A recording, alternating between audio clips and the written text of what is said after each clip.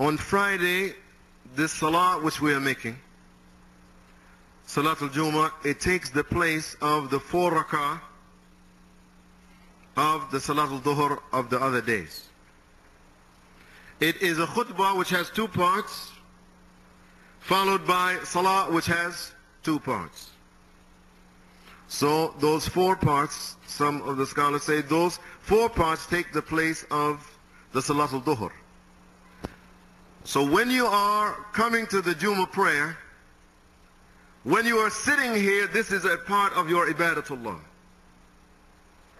In fact, I remind Muslims, in the early days of the revelation of the Quran, the companions of the Prophet ﷺ, they would be in the line praying, and Allah would reveal verse of the Quran, and the Prophet ﷺ would be reciting it, and the companions, they would be so overwhelmed when they would hear the message of Islam coming from the mouth of the Prophet ﷺ, narrating the word of Allah subhanahu wa ta'ala, they would turn to each other in the prayer and begin to converse about how profound Allah's message is.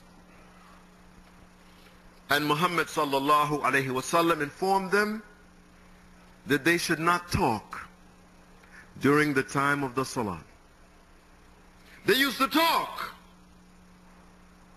And Allah's messenger told them, don't talk.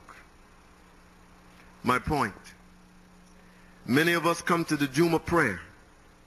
We don't think that when we enter the masjid and the Imam has already given the taslim, Salaam alaikum, that from there the Malaika close their books. They record the names of the people as they arrived until the time the Imam gives the greeting. And then they close their books from recording the names of those people who came to the Jumah prayer. And remember, it is obligatory on the men. You want your name to be recorded.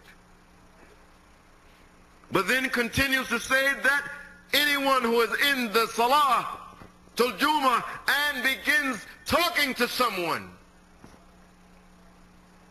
that person, if they begin talking in the Jumah, they have lost the reward of their Jumah khutbah. They lose the reward of it. And it is narrated that the person who talks back to them has the same benefit.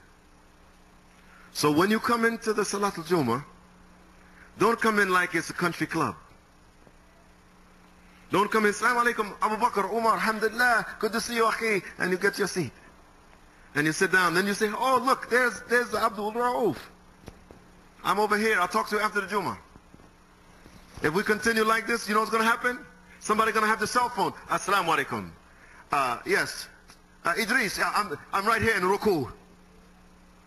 When we finish the salah, I'll get back with you. Okay, alhamdulillah. Don't do it. When you come into the Khutbatul Jumah, you listen attentively, as if you are worshipping Allah subhanahu wa ta'ala while you're in the Khutbatul Jumah. Listening and then praying. And by the way, I find this happens almost everywhere that I go. And I guess charity begins at home, so you have to tell your people at home not to harm the brother or the sister by trying to make them talk to you during the Khutbatul Jumah.